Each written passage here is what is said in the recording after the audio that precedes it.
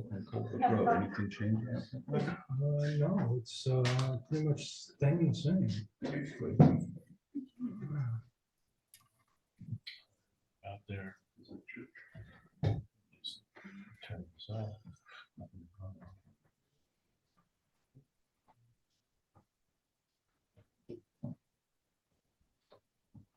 Hello.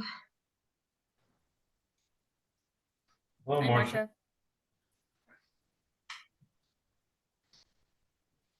Okay. No, ask how we sound. Which she said we were fine. Okay, good. Perfect. Just the got it with the mouse up there. Mark, can you grab the mouse and just click the got it on the little blue box? Got it. All right. Wow, Excellent. there's a full That- house. Welcome, everybody. I would like to start the Woodstock Zoning Board of Appeals meeting for December 14th, 2023. Do I have a second? Second. All in favor? Hi, All right, we here to have a quorum. Gordon Webb, Michael Castiglione. Martin Mills. Jim Salato. and on Zoom. Marcia Zwilling. Okay, very good. So with that, I would like to, are there any changes or additions to the meeting agenda for tonight? I'd like to submit minutes for approval. We'll start with November 9th, 2023. Do I have a second? Second. All in favor? Hi. Aye. And November 20th, minutes for November 20th, 2023. Do I have a second? Second. All in favor? Hi. Aye. All right, let's get to it. We have 4 public hearings tonight. I'm going to do them in order of the numbers. So we're going to start with, and the applicants can come up here, who's ever representing, and give us a brief narrative of what they're doing, and we'll follow along the best we can.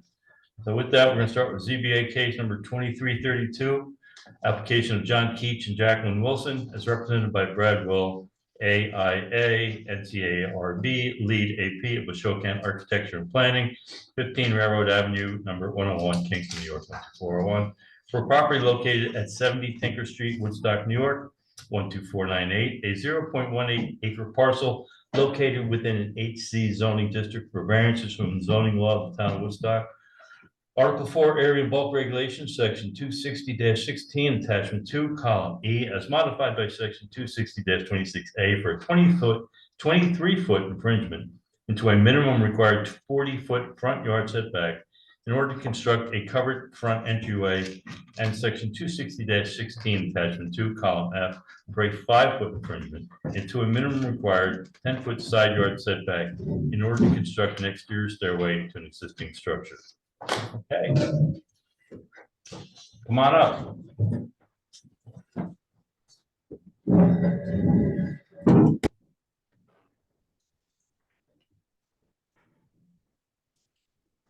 We shouldn't cover these. I don't, What I- yes, what I you heard. were listening, that's good. We want to spread these out. There you go, yes. Paper up. Gordon, before they start, I just want to announce that Joe is on Zoom. Excuse me, Joe Bellick has arrived, Joe's on Zoom. Correct. Hello, good evening. Good evening, Joseph. Okay, gentlemen, names, address for the record? I'm John Keach. Address is 207 Elwyn Drive, Woodstock, New York. Thank you. Brad Will, 15 Railroad Ave, You want ours? Okay, in Kingston, New York. okay. No, I have nothing to look at. Oh, well, we Sorry, can give you this back. we'll stand up or whatever. Okay. Go ahead. Yes, sir.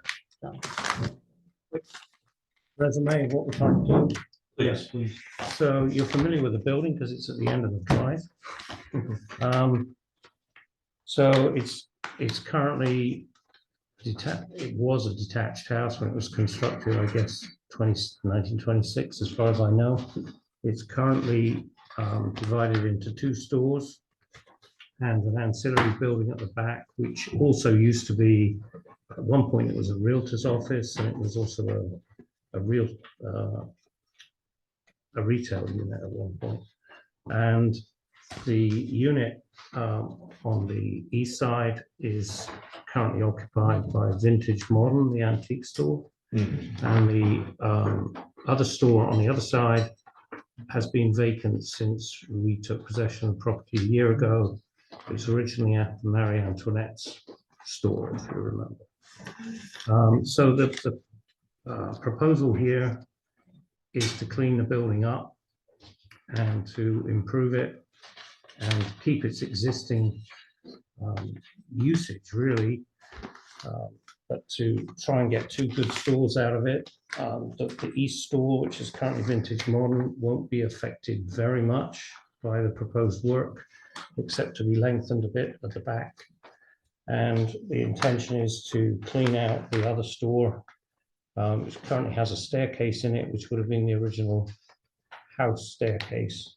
And that's the reason for requesting an external staircase, which is to go to the apartment on the 2nd floor.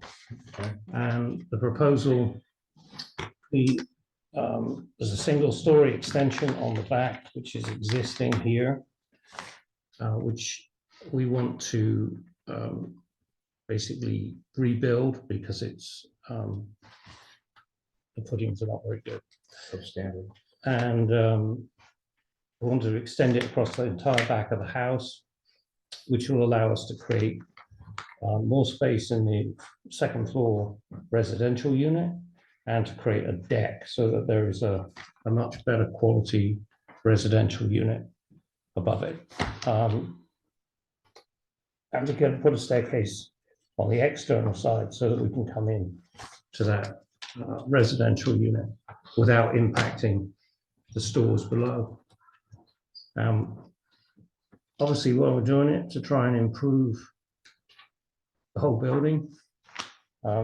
The reason for the deck on the front, nothing of the current elevation of the front of the building is really going to change, except to try and replace the windows with something that looks very similar in the front of it to come up to code, and to level it up so that it can be accessed from a deck that's wrapped around the front, which will allow us to give access to both stores from an ADA compliance point of view as well, because we're going to put a lift at the back of the deck. Well, there are some alterations here, because the entrances are going to change a little bit, which will, Yes. yeah, which will equalize the front facade, but it doesn't, it's not a variance issue.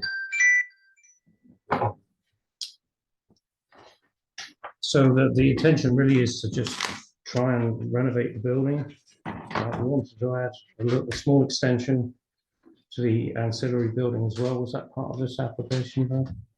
Well, no, this is also not variance related, because this is encroaches well into the side yard setback as it exists. In fact, if anything, the thought was we might, when we are improving this for the floor, strengthening the floor and insulation and so forth, might, when it gets lifted up, move it in on the site 3 or 4 feet, so it will be less impacting on the setback.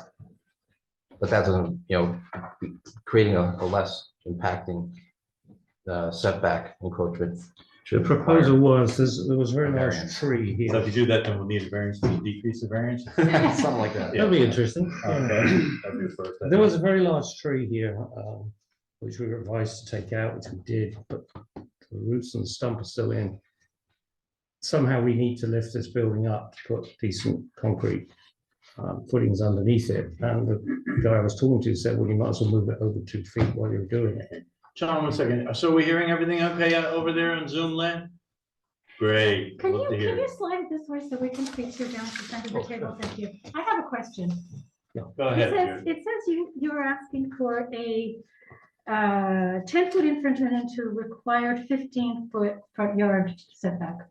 So what is it you're doing in the front yard? I heard about everything in the back. Sure, that's the deck, and the way that was determined, I met with Butch about this. And there's a setback that runs from the center of Tinker Street back Okay, mhm. 25 feet, and then you add the front yard setback, and that's where that math came from. Okay, so show me on here. So what is this? What is the deck? I thought it was. Here's the front yard setback. Uh-huh. So, but that's measured here. We have to actually add an extra 10 feet. So so this deck encroaches the front yard, Okay. Yeah. And it's just a deck. just a deck, not covered, just an open deck. So, might as well, just ask, the stairs, how are you getting to the apartments now?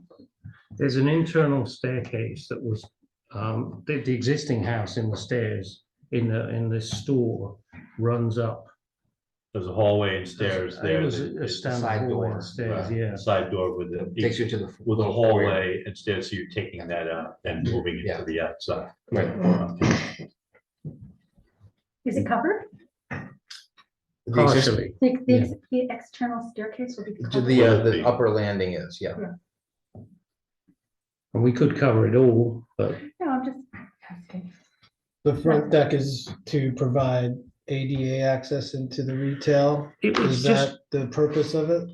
it's not the only purpose of it. You've got about a 3 feet drop on, and it's got stone steps up in Yeah, I front, think which are I've really seen it. ugly at the moment. Yeah, And very difficult to negotiate. And this existing piece, we were going to level it all up inside. So we're going to have to either bring stairs outside, and it seemed better to run a deck and bring the access point so that you could walk around the deck and get into one store from here and right. the other store And it from will here. all be ADA accessible. That will be 88. Yeah, we were going to put a lift here. I see, okay. How far is the deck from the actual sidewalk? It's about 8 feet. It's It's- roughly in line with the other buildings on the street as well. I mean, the idea was to try and keep it looking pretty much as the building on the left is the Pacamama. They have a deck on the front. Right, It'll almost line up with that. right. It's just that obviously we're going to have a deck. We've got to have a minimum distance so that people can maneuver on the deck. Accessible, yeah. Gordon, I need to recuse myself from this case because I sold that building that Jonathan bought. It's all your fault, Marcia. Okay, well, you already made your money, but, okay. Um, Jude is asked to take this case, so I never turn down when somebody wants to take something. Volunteers. So, so she'll be representing it, taking a look, and I guess if you need to, I mean, it's right there in town, so. Do you have a set of plans you can leave with us? Well, those are ours, These are Those are- yours. Oh, Yeah. and you just have to get them from Michelle, I guess. okay.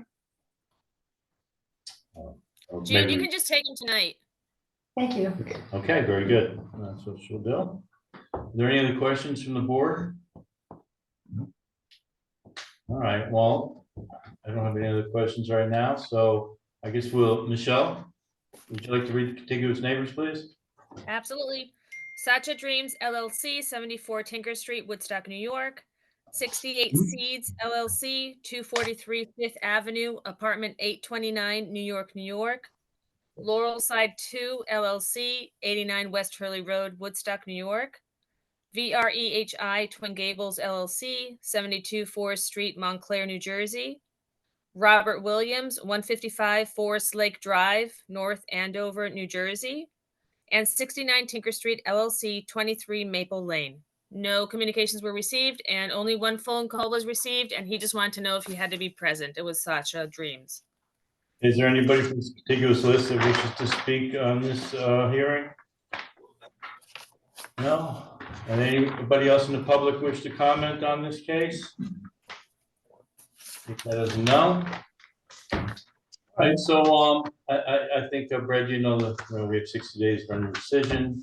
We won't meet again until January, so that'd be the earliest we would come to any decision on this. We wouldn't be able to do a quick one over the holiday, I don't think. So that would be January 11th, Michelle, is that correct? Your I first believe so, yes. And I'm not sure when we do it the 62 days. We try to get through it as best we can. So, do you have any questions for me? Well, I just wanted to ask board members if they had a chance to look through this, if they had any questions for me and for us, Well, that's, or you're just starting to look at it now. but everybody has digital copy. So Okay. if anybody has any questions, they're not a shy bunch. Good. Well, we're happy to answer questions. Okay. And we can always, have communication, digitally, or if there's any other, questions, we can contact you. We just will be, closing the public hearing tonight. Okay. And then, we can still have communications if need be. Okay. Sounds good. On the issue, we can even meet if you'd like to meet, Jude, if you'd like to meet Jude there. You can certainly arrange that with her. Somebody else can come. We can have two Yeah. of us can go. If somebody else is interested. Yeah. Yeah. And we'll all be looking at it and, taking a closer look, so. Great. Okay, Okay, so with that, I'd like to close the public hearing for tonight. Do I have a second? Second. All in favor? Aye. Aye, good. And with that, we're going to recess ZBA case number 23-32. Do I have a second? Second. All in favor? Aye. Aye, okay, so be it. Thank you. Thank you, gentlemen. You too. Okay, moving on. ZBA case number 2333, application of Martin Harris and Donna Lewis Harris, as represented by Guy Reed, 375 Stoll Road, Saugerties, New York, 12477, for property located at 183 Cooper Lake Road, Bearsville, New York, 12409, a 17.3 acre parcel located within an R5 zoning district for a variance from the zoning law of the town of Woodstock, Article 4, Area and Bulk Regulation, Section 260-16, Schedule of Area and Bulk Regulations, Attachment 2, Minimum Yard Requirements, Residential R5s, for a 65-foot infringement into a minimum required 75-foot front yard setback in order to construct a 24-foot by 20-foot detached carport. So we have those representatives here or applicants and/or please step right up and. Don't go next to Gordon. Hi. Guy Reed, Jonathan Lido. Yeah, name and address, please, just for the record. Guy Reed, 375 Stoll Road, Saugerties. Very good. Jonathan Didolph, 107 Route 32A in Saugerties. Very good. Okay, gentlemen, take it away. The homeowners, Martin Harris and Donald Lewis, want to add a carport to their property. The front of their house, at the end of their driveway. This will be constructed foundationally on helical piles. And 24 by 20-foot carport, just to keep their cars out of the snow. Pretty much it. All right, here's the sketch for everybody. So I'm gonna pass it around. As a side note, that they did bring this before the ZBA in 2017, and it was approved.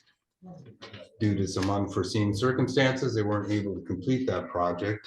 The year passed, and they weren't able to get the work, so there's reapplying, but it had been approved previously.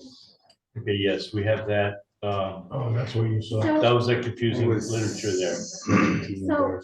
Is it next to the house? Is it in front of the house? It's in front of the house. Why is it not?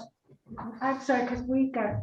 Well, if you want to see this, this Yeah. might explain it to you here. If Thank you you. can pass this down to Jude, It's you a can flag see, lot? it's a piece of property that's behind another property. So I it's see, not- oh, I It's see. a flag Oh, lot. I see, okay, I see it now. Yeah, and there's the zone map there too. Okay. And back in 2017, Ellen Cachero had said that it was on a side yard, and that's why it was approved at that time. And Mhm. now the new building inspector stated that's it in the front yard, so that's why the application changed a little bit. Let's see. But the actual location is the same, I think. Same. Yeah. So this is their driveway. That's their driveway. I see, this goes all the way up to the road, but their frontage actually is not on the road. Their frontage is not on the road. I see it, okay, The lot in front of them is vacant lot. okay. Whatever that SBL. So it came before the ZBA just as a setback requirement, but it wasn't a front yard. Is that it? Because I see here's the decision from 2017. And let's see. So where's the front of the 60-foot house? fringe of side yard, yeah, it was considered a Front of the side yard house is setback. this side. Yeah, This Yeah. is facing well, it the had, front, the yeah. approval had expired. Although Yeah, it's. but I'm saying, yeah, It now it's doesn't a have a front, real, considered front yard. like, what It you was would the call a same front thing, door. same amount of Entry. footage and everything. Yeah. Okay, we have cross. I'm sorry, I was just asking what was the front of the house, because Right. that's how they determine what your front yard is. Right, because- Even if it may not make sense, that's to you, that's how they do it, so. Yeah, so. Flag lots are funny though, right? Yeah. Flag lots have different requirements for which one's front and side yard. And it's actually up to determination by the code enforcement officer. Which is why we're here. Yeah. Right. So, yeah, and that was the original one, 2017, same amount of footage, side yard. Gotcha. But that was approved then. Do the same people own the vacant lot in front of them? I think I can find that.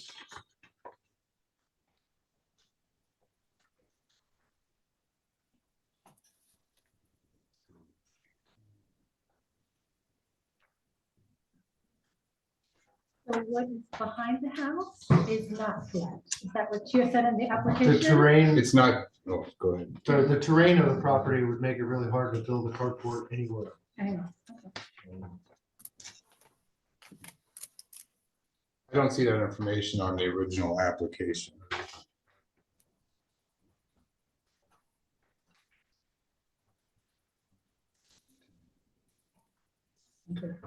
Michelle, did you have a contiguous neighbor on that vacant lot, you know?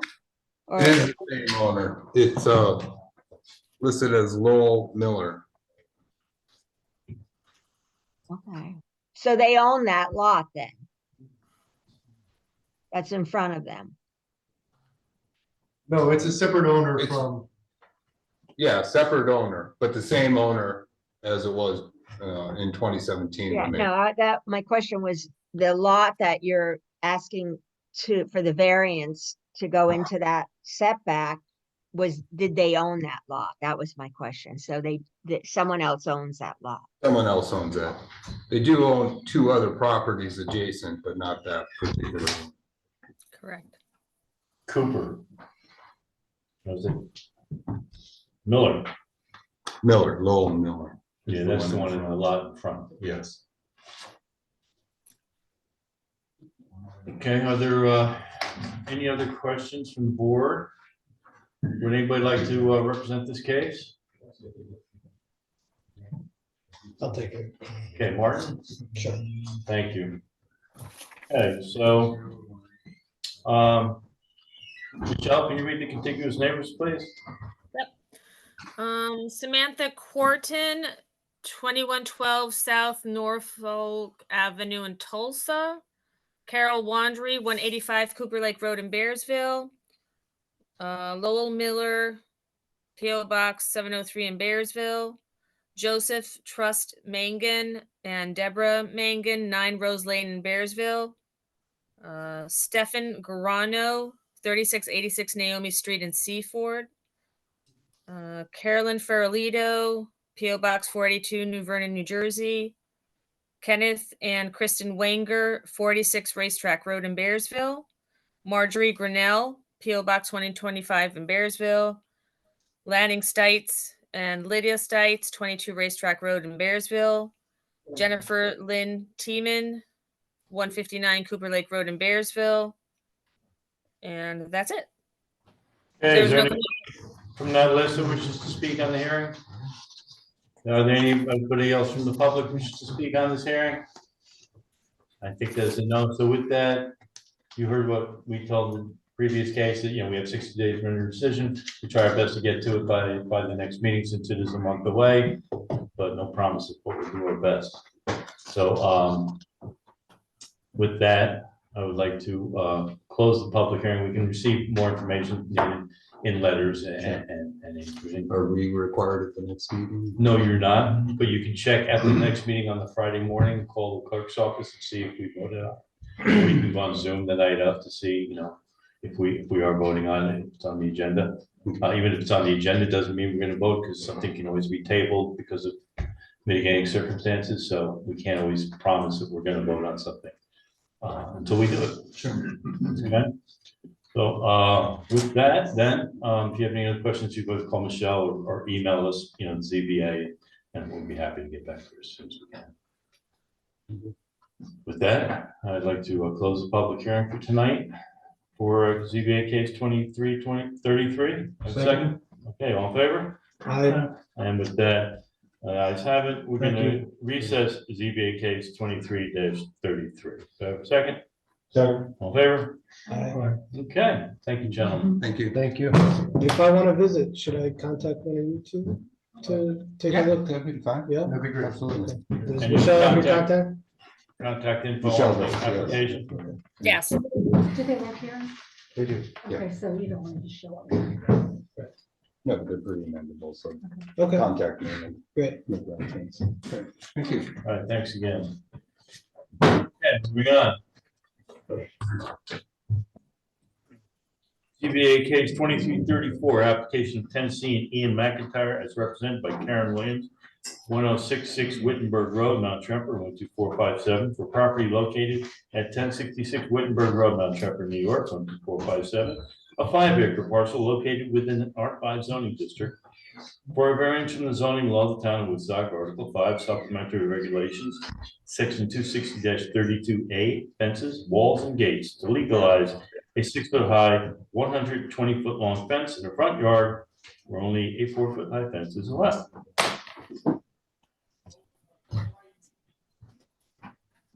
Good evening. Hello. Name and address for the record, please. Karen Williams, 1066 Wittenberg Road, Mount Tremper. Very good, thank you. So, So, tell us the story. so we're here to seek approval for the variation to the fence, the height of the fence we have on Wittenberg Road. The reason we have erected the fence was mainly for safety reasons. As a car crashed into the yard from Wittenberg Road 3 years ago. Thankfully, no one was injured, but we now have a new baby and small pets, which we want to protect. We have an entrance from Abbey Road, which we make as our main entrance on 21 Abbey Road. So the Wittenberg Road, we try and close off because of the danger. It's a main thoroughfare to Phoenicia, and cars travel at speed along that road, being a main road. Yeah, that's my case. Okay, we don't have any pictures of the fence here. I've got one. No. I do have one. You want to share it with us? I do want to share it with All you. right, nice. Thanks. Did you have a fence permit to install the fence? No, they didn't. They didn't have a fence permit. Who's they? My son-in-law and daughter. They own- Gordon, I'm happy to take this one if you need somebody. Thank you, Joe. It's all yours. Want to look at it? I'll take a have to peek. see- you take a peek? Very good. Okay, that's the driveway, right? Yeah. Why did you put in a 6-foot fence when only a 4-foot fence is allowed? At the time, it was a safety thing and for privacy as well. How does a 6-foot fence make it safe? Well, I think it is because the car when it came in, it came. I can in understand distance. privacy, but I'm not sure. Yeah, I think it was advised to us to do that, to put in by the contractor. And he's familiar with the zoning laws? Well, obviously not. How old has the fence been there? It's been there about 6 months now. And it was built without a permit? Yeah, it was built without a permit. Was it part of a bigger Yes. job? Yes, much bigger. I don't job. know that there's a fence permit per se. Yeah. Yes, no, sir. there is. Yes. No, Is there? yeah, Absolutely. Yeah. Mm. Okay. It was part of a renovation of the property in the whole. There was a so, permit for the renovation? Yeah. Yeah, well, yeah, they did a lot of work there. Yeah. a lot And of there work was a was scope done. of work given to the building department? Yes, yeah, I've been dealing with, I think it was William Spencer on the fence. Was the fence part of the scope of work? Yes, Ever it proposed was. to the Yes, building department? yes, it was. Yeah. Yeah. Do you have those Well, we plans? have the plans. We sent all the plans through to the council. And I gave them a hard copy of the large plan, which you don't have. No. So all I can say is I Just can get these- that to you. Well, the these scope of might be works. these here. Is that what these are on the smaller? Yeah, but we Yeah. gave a big plan with the scope of work. I said, this shows where the fence is. And this is what was submitted to the building department? For the scope, well, each thing was done individually. The house renovation was done as required. Mhm. Was there any planning board approvals needed for this, or was it just a permit Just permits. from the building department? Yes. Okay. Like electrical and. Yeah, sure. Yeah. Michelle, do we have the large plans on file for this? No, they never submitted it. Yeah, Okay. we submitted it to the. Well, building there's something department. here which is a smaller version. Yeah, of the that's the only thing. That's the same size that the building department had. That's what they gave me. Oh, I did give them Okay. it physically. I gave them. I guess this shows where that fence is, the yellow one. Yeah. Is it the question whether the fence was part of the building permit application? That's what I'm wondering here. I don't think it was. Well, Joe, maybe you could check on that, okay? Thank you. I have a question. You said you had a baby and you want it for safety purposes, but I would think that a 4-foot fence would provide the same safety to a child as a 6-foot fence. Yeah, I guess it's keeping our dogs in is probably one of the issues at the front there because it's so busy and the house is built quite close to the road. So I think that was the reasoning for it. Yeah. Okay. Gordon, Any you other- have a copy of the building report history in the case file. Something should Okay. state there. Building permit history. Yeah. We have,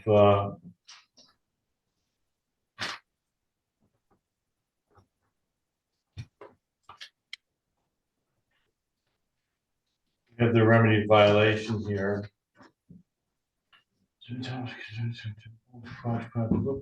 Septic, install new septic, reinforced crack foundation, nothing written here about the fence, so. I don't know if there's something else that's not here. But certainly a quick conversation with Butch might be helpful if there's something we're not seeing. I don't see it on this, in any of the paperwork here. So. Okay. Any other questions? Michelle, could you read the contiguous neighbors, please? Beth Brown, 35 Abbey Road, Mount Tremper. Raina Lepner, 16 Abbey Road. Daniela Lepner, Raina and Daniela Lepner, 16 Abbey Road. Paul and Stefan Kocher, 1067 Wittenberg Road. Lee Hunt and Marilyn Liu, 1073 Wittenberg Road, and they sent a letter in support of the fence. That is in the case file. And Tamara Lane, 1081 Wittenberg Road.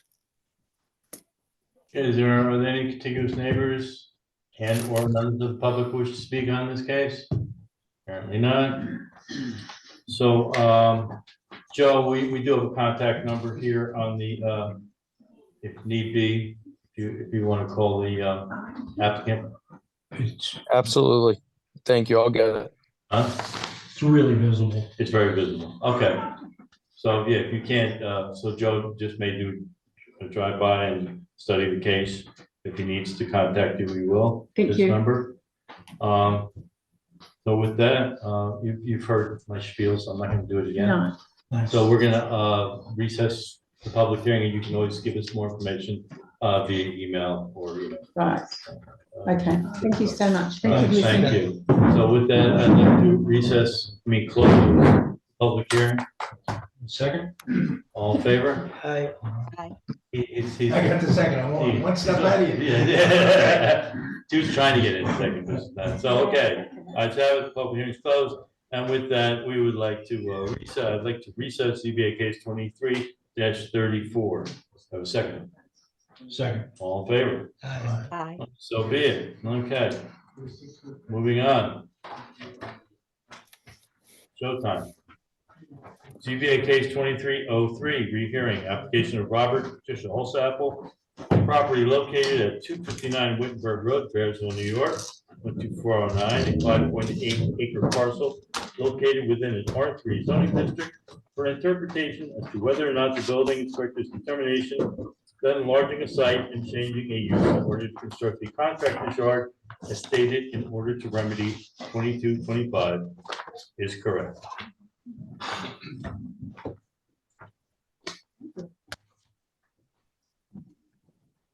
All right.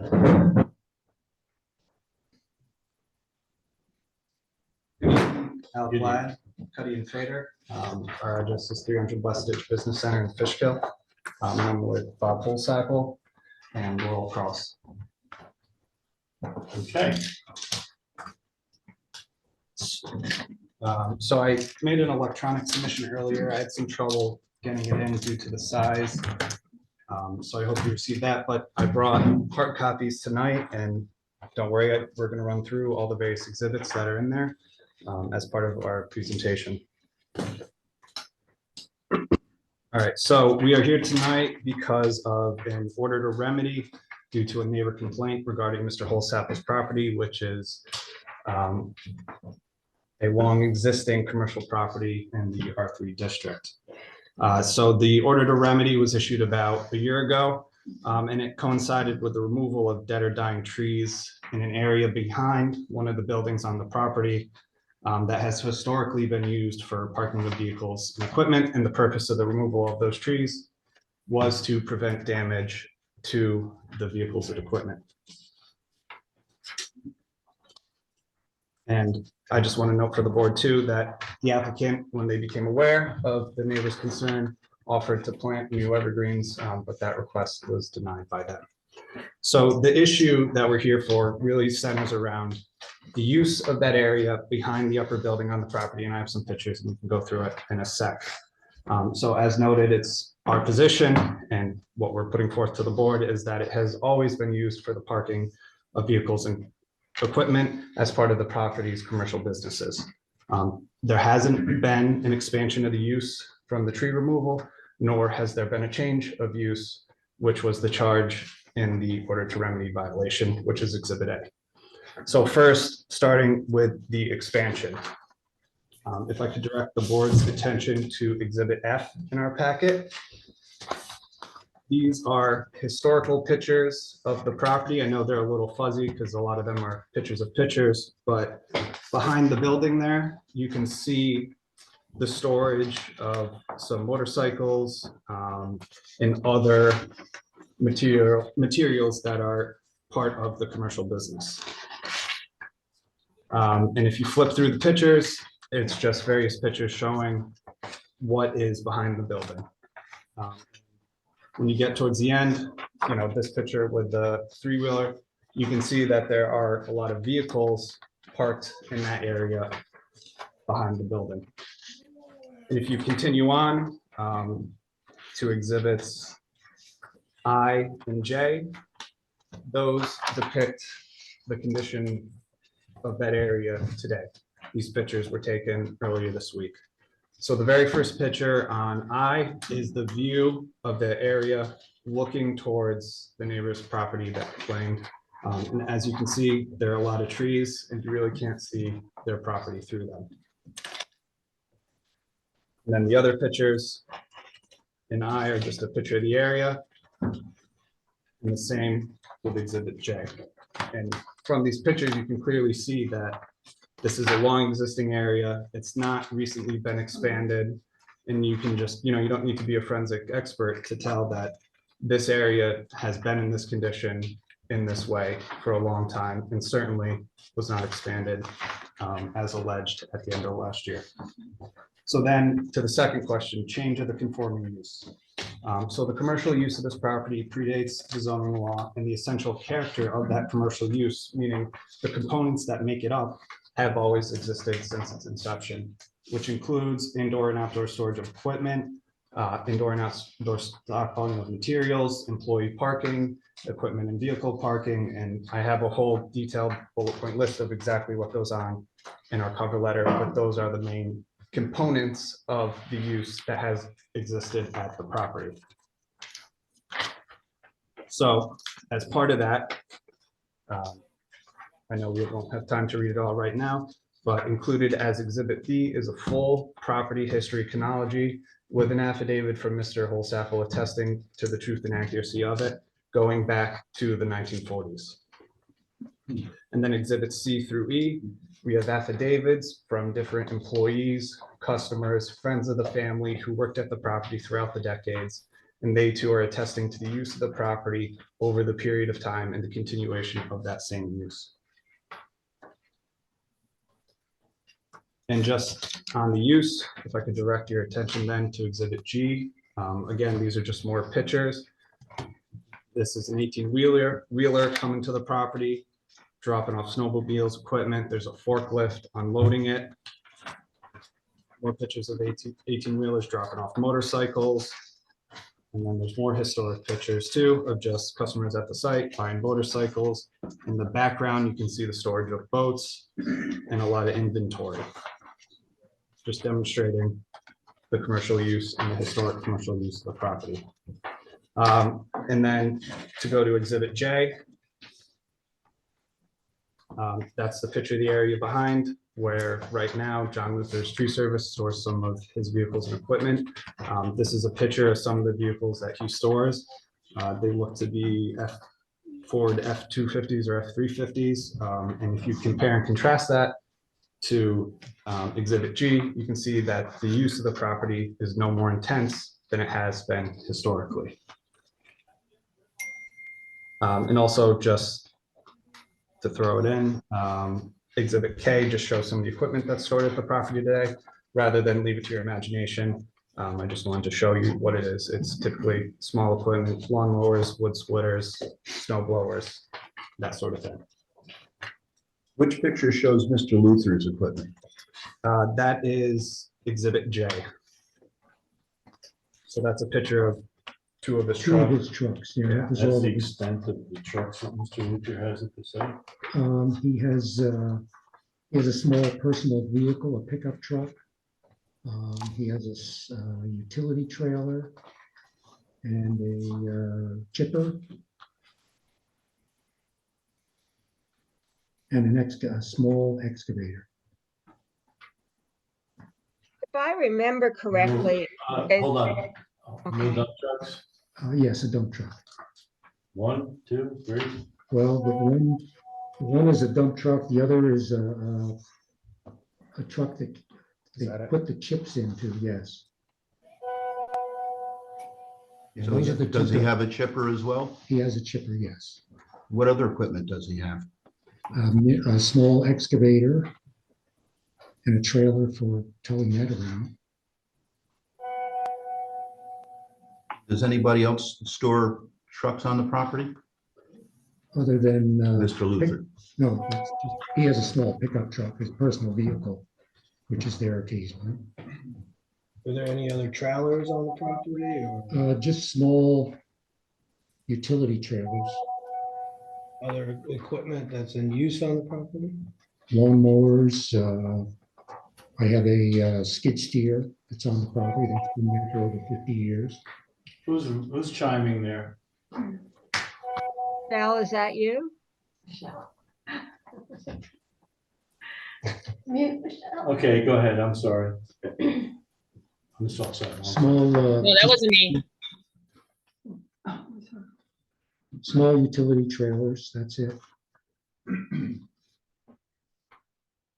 Like that would be carried by like a Well, I pickup have, truck or, yeah, I have a personal trailer of my own, just a light duty aluminum trailer. Mhm. My nephew has a small dump trailer that he tows behind his pickup. And small trailers that he uses to haul his lawnmowers and equipment to his job sites. Okay, so we have other businesses too that store trucks there besides Mr. Luther, because this one list was Mr. Luther's, a utility trailer, the chipper, an excavator, dump truck, another truck for loading chips, and a trailer, another trailer. Yeah, Part of- I have a small I aluminum, mean, part of Mr. Luther's equipment. he has a trailer for towing his excavator around, but Okay. yeah, Yeah, for the excavator. Does Mr. Luther bring, he has a tree business, right? yes, he Does does. he bring large portions of trees on something? Does he bring, They usually chip them up or haul them to, he sometimes brings some to me for firewood. Mhm. And I think he takes some to places that purchase his logs. Does he do any chipping at the property? No, unless he's doing it for me. You know, we have been taking down a few trees. Other than that, he doesn't bring brush to the property to chip, no. So he's not storing any contractor materials on the yard? He himself, no, just other than, we use firewood on the property. We have three wood stoves in the buildings. So other than firewood, no. So his business is primarily, he's an arborist? Is that it? Yeah, he does tree service, yes. Yeah. And I guess he does do some small excavating jobs. Mhm. In my understanding, the use is employees come, get in the trucks in the morning, leave, go out to the job, and come back and leave around normal business hours, and then get in the trucks and leave. Yeah, during the day, there's very little activity on the property. Passive, low impact. They do have to repair and maintain their equipment. So when they're doing that, of course, they're there, but that's not a daily occurrence. When do people come and go? Usually in the morning, the guys usually get there around 7 or so, and usually by 8, they're gone for the day. The nephew comes back 2:30, 3 o'clock.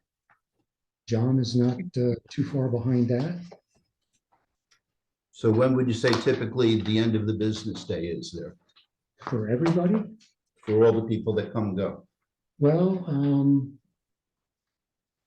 I would say probably 4 or 5 o'clock. I do have one tenant that he does some work in the building there, but doesn't make any noise. Sometimes he's there late at night, but he's not making any noise of any kind. What other tenants do you have besides Mr. Luther?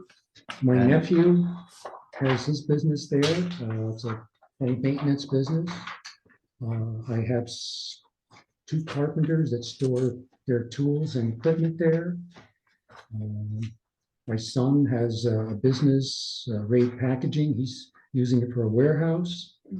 And I have another fellow there he's a photographer, but he's using the space mostly for storage and a workshop. And when did each of these people start at your property? My nephew and my brother prior to him that had the business, he's been on the property for probably about 25 years. John Luther's been What kind there. of, and has your nephew been doing the same thing for 25 years? Well, no, my brother had the business originally. I'm My sorry. nephew now owns it, And what kind of business is that? the home maintenance business. Home maintenance business? Yeah. And between your brother before and your nephew, it's been continuously the same business? Yes, yeah. Okay. And that's approximately 25 years they've been there on the property. Okay. Yeah. And my son's bag business, he's been there probably 6 or 7 years. And what exactly is his business? Plastic bags is one of his businesses. He's using space for a warehouse to store plastic bags. Is that the extent of the activity, just storage? Yes, Does he have employees? no. So he just comes and goes? Yep. Okay. Deliveries of bags come in occasionally. So they come in and out. He's also selling from there, so the bags. Yeah, he picks up his orders and then delivers them, yeah. Yeah. And what other people are? John working there? Luther, he's been there, I believe, 3 or 4 years. And Paul Alexander, he's been there probably about 3 years. Phil Marshall, he's been there, I'd say close to that, 2 or 3 years. And what is Paul Alexander do? He's a carpenter. He stores some of his tools and equipment there. Does he have employees that come and go? He did, yeah. When you say equipment, you mean what kind of equipment? He uses inside storage for scaffolding, ladders, power tools, sometimes some lumber. And that's stored in, all that's stored inside? Yes, it's indoors, yes. And does he have, Mr. Alexander, does he have vehicles that come and go? Yep. What kind of vehicles does he use? He has a pickup truck and a car that comes in occasionally. Some of his employees had vehicles, vans and whatnot. They would come in to pick up a tool or something. I'm sorry, Rod, who was that you asked about? Paul Alexander. Paul. But I don't see him only maybe once or twice a month. And the two carpenters that are there, what do they do? Just storage. And do they have employees? Well, Paul Alexander is sort of retired, sort of. He's still in the business, but he's more of a consultant now. Is he one of the two carpenters? Yeah. Okay. Yep. And the other carpenter? Is Phil Marshall. And, He has tools and equipment stored there. Same situation with him. and does Mr. Marshall have employees? I believe so, but I've only ever met Phil himself. Do the employees come and go from the property as well as Mr. Marshall? No, I haven't seen any there, no. Well, somebody has to come and drop off tools and pick up tools, correct? Yeah. I mean, they must use that, Yeah. for their work. Yes, that's what I say. Yeah, that's the only thing they do there is they drop tools off or pick stuff up. Right. Yeah. Yeah, they're not using it for work. Right. So you need a sheetrock lift, they come to the warehouse and get the sheetrock. Yeah, or lift. scaffolding or Right, scaffolding, whatever. some particular power tool or whatever. And all this is stored inside with both carpenters? Yep, that's all inside. Phil does have some lumber stored there outside. Mhm. Yep. How long's Phil been there? I think about 3 years.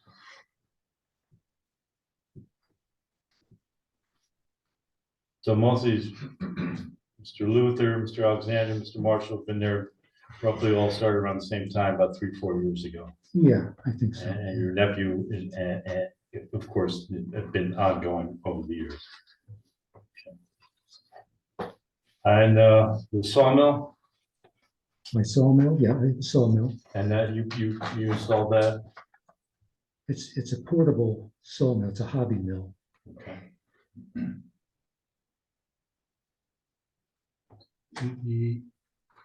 Well, you brought that in when? I've had that for about 12 or 13 years. You've had it at the property for over 13 years? Mhm. Mr. Holstapple, do you live on this property? I do not personally. I'm there every day. What time to what time are you there?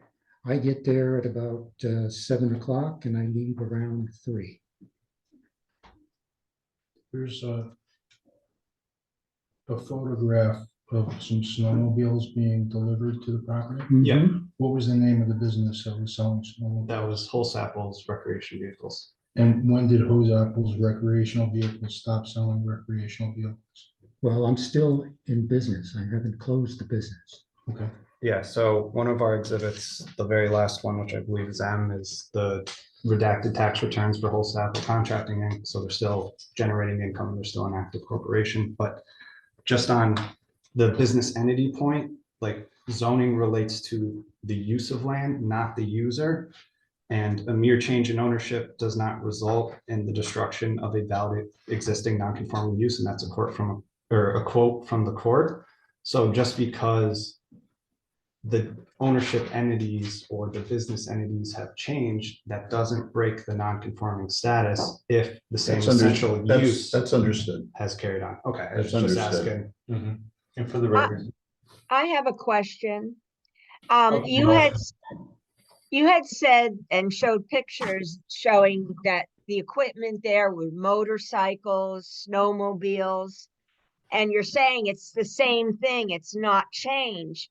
However, now, from what I remember correctly about the hearing, the complaint was about heavy machinery, big trucks, and not just one neighbor, but several neighbors being disturbed by the large equipment. So I don't understand how a motorcycle can be considered the same use as parking large vehicles that are making enough noise to disturb different neighbors.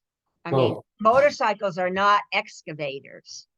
So the original use of the property, Wholesale Contracting Inc., had several larger pieces of equipment, front end loaders, excavators, bulldozers, multiple of them. And also, as part of the Wholesale Contracting business, they were getting these deliveries on an 18-wheeler, and that use isn't happening today. I mean, motorcycles, I would argue, are much louder than, just a truck, right? Same with snowmobiles, and they also had more traffic to the property in the form of customers going there, which is not the same condition today. So I mean, if anything, the use of the property is less intense than it has historically been. But that equipment was family-owned equipment that you just cited. And it wasn't equipment brought in by Mr. Luther, who wasn't there in the 50s and 60s. Yeah, but the use of those portions is still the same, which is No, it's not. storage of vehicles and No, it's not. equipment. I mean, pickup trucks are different than big trucks and dump trucks. F-150 is not the same as a big dump truck. Well, there's also employees coming to the property, parking their vehicles, which were probably similar to those used today. It sounds like we have some similar uses and some different ones, but we also have different usages by people outside of even the immediate family or even extended family. So we seem to have a history of extended family. And then now we have a new history of, within the last 5 years, we'll stretch it to 5 years, of new contractors coming in. Well, that's the whole thing about the use. I mean, you could totally sell the property and the non-conforming status of it would still be protected and could still continue into the future. Only the original non-conforming use. Not This is- changed over the years by new people coming in with Well, different businesses. Our position is that the essential character of that use and the components of it haven't changed. They're still the same. Okay. Okay.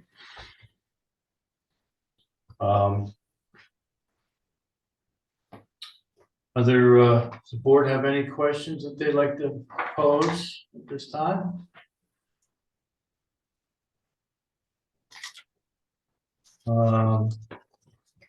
I guess, who does reside at the property? My stepmother, Thank you. who is moving out, by the way.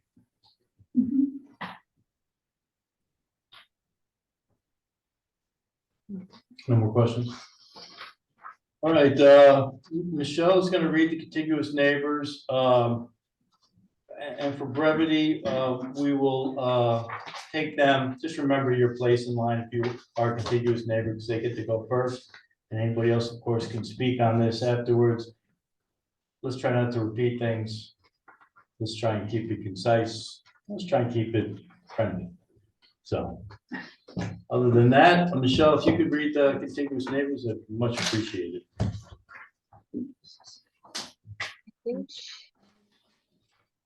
It looks like she's offline there.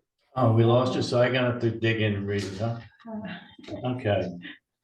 That's no problem. There's not a lot of paperwork here. Should we move out so people can come up? No, they can speak from the, Okay. and we'd like everybody to speak to us directly, and if there is a question positive, of course, we'll let you respond, but we'll try not to get any crosstalk and back and forth, keep it as tight as we can. Certainly would appreciate it. You got a bunch, let me get to the application, buried in there, a lot of letters, a lot of letters. Can I ask one more question? You sure can, Mark. Are you there on the weekends too? Yeah, I'm usually there 7 days a week. Okay.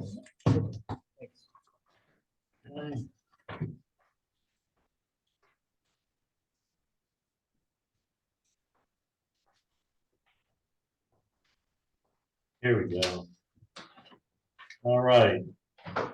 Like I said, I'm just gonna read these and keep your place, and you can go in this order. We'll go first. We have Nancy Butler Ross, P.O. Box 112, Woodstock, New York, 12498. We have Nadi Krumenauer, is that correct? And Helio Lights of 7049 Ingram Street, Forest Hills, New York, 11375.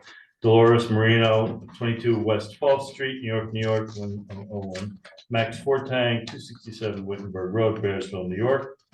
Milton and Margaret Holsapple, P.O. Box 122, Bearsville, New York. I know Ms. Ross is here, so are you going to say something? Yes. Would you like to speak? Do I stay here? If you can speak loud enough, or maybe you come up to the front corner there by the desk, so I think it'll probably be the best position for everybody to hear you. Hi, I'm Nancy Butler. Maybe a little closer so that you get to the microphones. If you can stand between, like, maybe the desk there, that way we have the mics, or yeah, that's great. Okay. Thank you. Hi, I'm Nancy Butler Ross. I've lived behind the Holes Apples since December 2nd, 1982. When I purchased, my first husband and I purchased our property, there was the retail motorcycle shop, the Holes Up, and a service area behind with a contractor's yard in between. Over the years, there's been a change, and specifically after Mr. Holzapple Senior died, the landscaping business came in, and I never said anything about the changes, the noise, because once I reached my home, I had a sanctuary. I was private. I would hear some firewood being done, a motorcycle now and then. You live in the country. It's okay. I had a buffer once I reached my home. That buffer has now been wiped out by the creation of the third contractor's yard. There's one in front of the residence. I've submitted photos as well, where trailers are parked. Then there's the second non-conforming contractor's yard between the former retail space and the service area. And then the new third one that was created just about a year ago in November 2022, which they said they removed a few trees. I'd like to submit a Google Earth photo. I submitted this originally. I also resubmitted my entire original submission. That yes, there was some storage. I don't know where the camera is, behind the service area, but it was a shed and some landscaping equipment. Now, there's an area that's been cleared that's this large, which I see from my home, from 2 bedrooms and 3 downstairs rooms. And when I left tonight at about 6:30, 6:45, the service area, John Luther's business, was lit up entirely. Bob is not there, as he said, after 3 o'clock on most days. So What time was that, Nancy?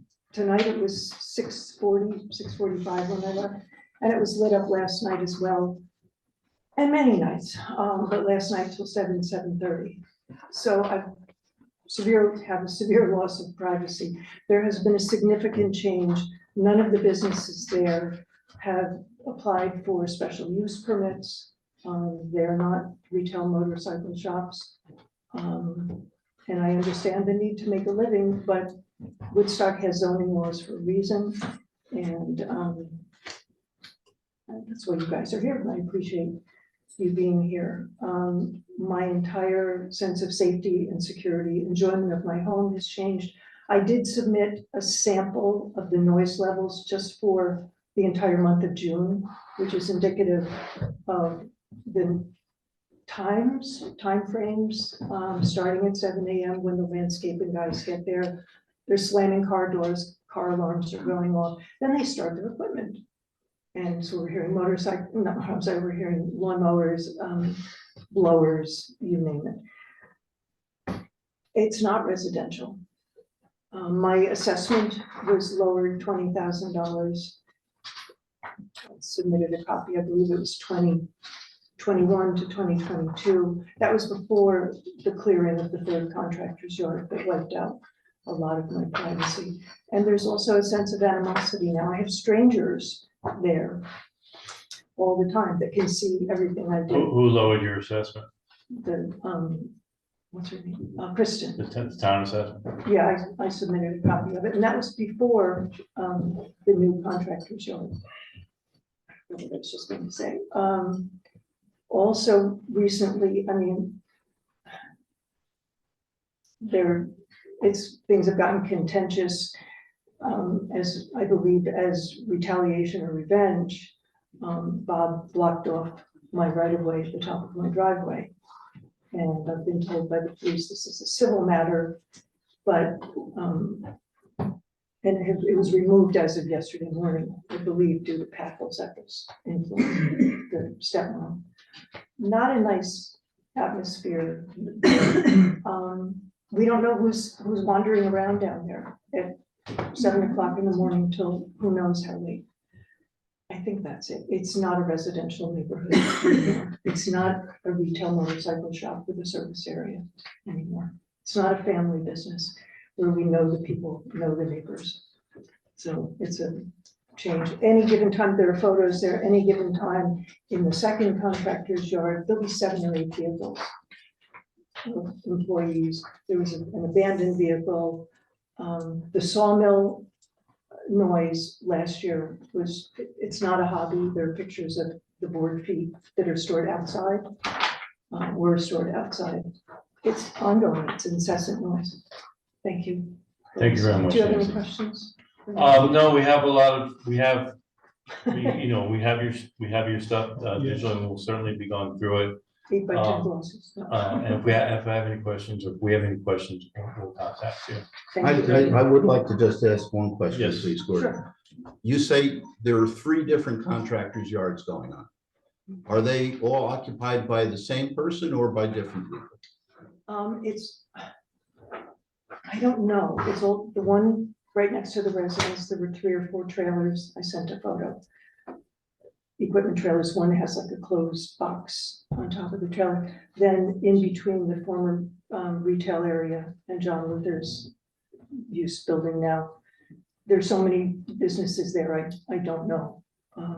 What's what, there was an abandoned vehicle there. So when you say contractor, are you just talking about equipment? Are you talking about items? Are you talking about- Employees, cars, tractors, sawmill in the one in between, lawnmower. There's usually a pickup truck or some kind of truck with a trailer with landscaping, like riding mowers on it, plus an employee's car, 1 or 2 employee cars there. And then behind the service area with the new contractor's yard, the one that's created a year ago, I've submitted photos of various heavy excavating equipment, debris outside, ladders, scrap metal. Debris, and what do you mean? Could you elaborate on debris? Scrap metal, cans of things. There are also, I know outside the landscaping business, there are plastic, I think they're maybe 5-gallon containers. I sent photos, maybe 6 or 7 containers stored year round, not secured, not bungeed or anything. And then up next to the Luther building, there are also more containers, look like gasoline. There's a propane tank, looks like other fluids that they use for repairing or working on their vehicles. Behind the building, there are stacks of ladders. There are photos in there. Did I answer your question? Yes. Okay, great. Well, thank you, Nancy. Thank you. And please come visit next site. I really appreciate it. Thank May I you. make a point? Yes, sir. What she's referring to as the third contractor's yard was an existing area that has been there and used ever since the building was built back in the early 60s. It was used for parking our equipment. my dad's equipment, heavy equipment, dozers, etc. We stockpiled gravel back there for the business. I was using it for old tires, scrap metal. There was a burn pile back there, fences, logs. The area was also used by my brother's business, the landscaping business. He used it for 25 years. All of that was cleaned up. That's why it's open now. It was all cleaned up. And there were trees growing in the area. When was it cleaned up?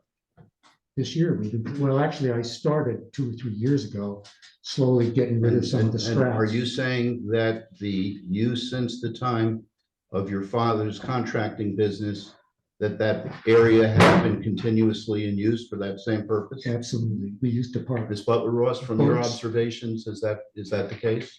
Not at all. And I've submitted photographs.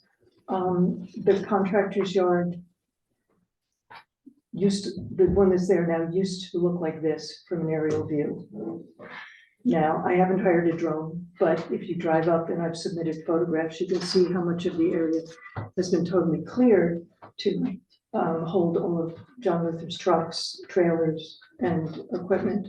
Furthermore, as a contractor's yard, no special use permit was, as I know, for any of the business was ever requested.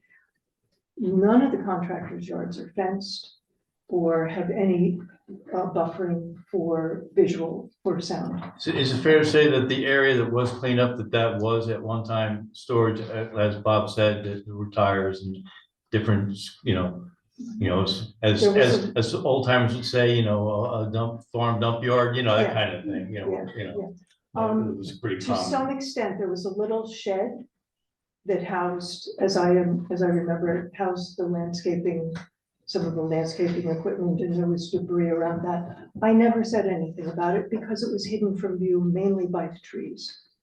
That area is now cleared. It's been graded. So, okay, Bob, so that area, is it fair to say that it grew in through disuse?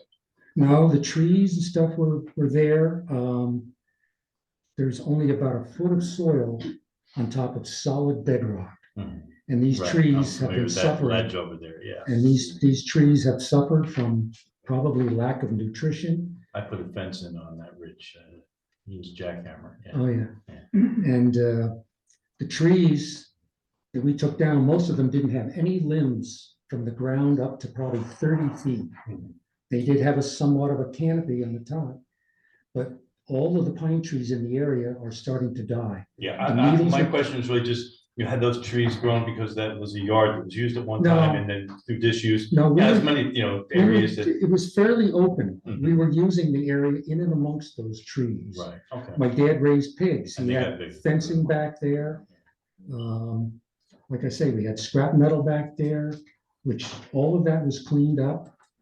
We pulled out the stumps and leveled it off. So it was, I thought, much nicer looking than the junk and everything that was there. Except that I can now see where I once looked at a bank of trees, I now look at the back of the building. The trees weren't that The open thickly yard. populated. Okay, okay. You could always see the building from her I property, couldn't, I'm up and above. you could see the Okay, all right, lights. that's not crosstalk here, okay. And All right, just all right. contractors I are just, yeah, I think we supposed to have understand, fencing. we understand what was and what is now Yeah. to some degree. I think we have a good picture of it, good idea, and we do have a picture. Great, but there's no fencing or visual barriers to Gotcha. any of the contractors, which I believe is They required. told me it wasn't really Right. doing Town it zones. because by the time I got home. Thank you. All right, Nancy, again, thank you. And Okay.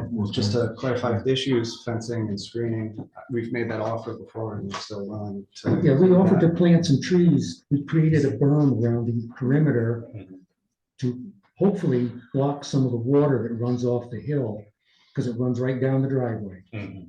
And we offered to plant some trees in there, but Mike said, what's the point? I'll be dead by the time they're high enough to hide it. So, Giant green arborvitae growth through the center here, so.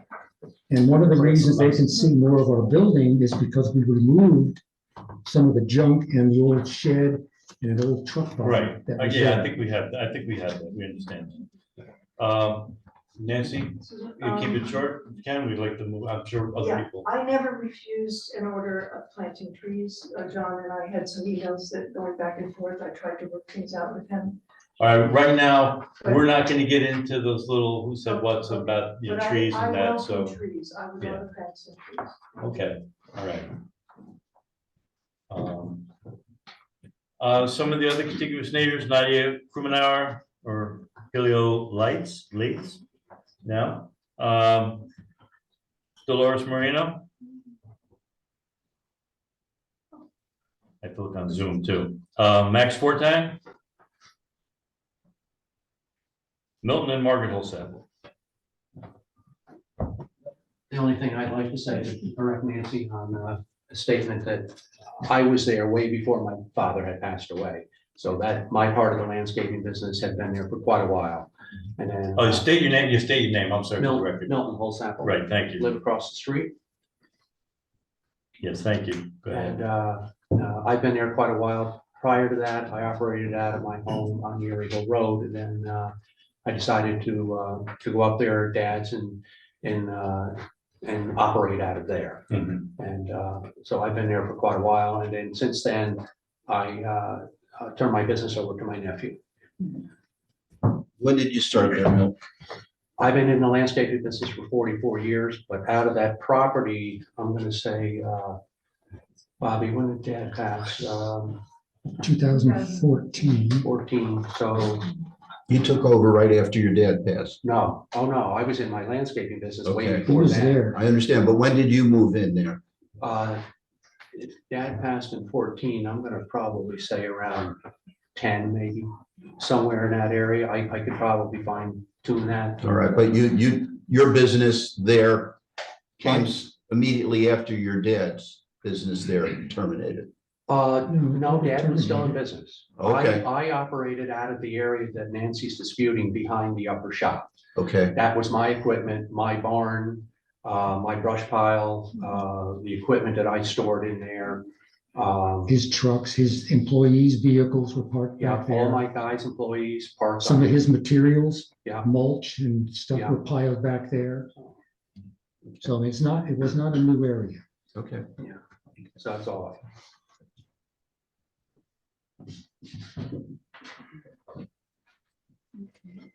Can I get a better handle on the sawmill activity? All right, Yeah, the sawmill was a purchase I made 12 or 13 years ago as a hobby. We get a lot of firewood delivered. We burn a lot of firewood. Mhm. And I got it for the reason that some of the logs I felt were too good to cut up for firewood. So I started milling for lumber for projects that I have of my own. And I helped other people out to cut lumber for them free of charge. And the past couple of years, because of all the trees we cut down on the property, this year and last year, I had an abundance of my own logs. So the mill was running a little more than it normally did. And I usually don't start running the mill when I was using it until probably 9 o'clock in the morning at the earliest. And I was usually done by 11 o'clock. Occasionally I might do a little bit in the afternoon, but usually it was just in the morning because I'm right out in the sun. So I didn't usually use it in the afternoon. Now, is this solely a hobby? Yep, It's it's all just a sample? hobby. When you do I'm the not in the milling, lumber business. when you do milling for other people, do you charge them? No, I've done a lot of milling for bartering, a little bartering occasionally.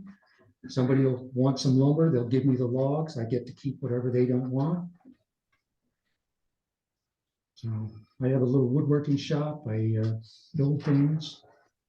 And I use some of it for repairing the buildings. I maintain the buildings up there.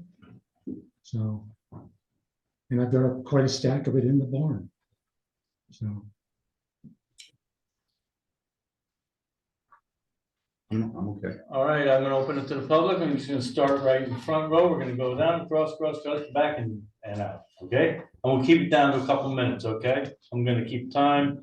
Unless you request more, we're just gonna go with that. Terry? And name for the record, please. Terry Breitenstein. Thank you.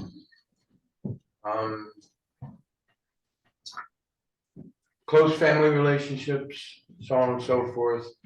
Bob Holzapfel Senior one of the most respected businessmen, neighbors in the town.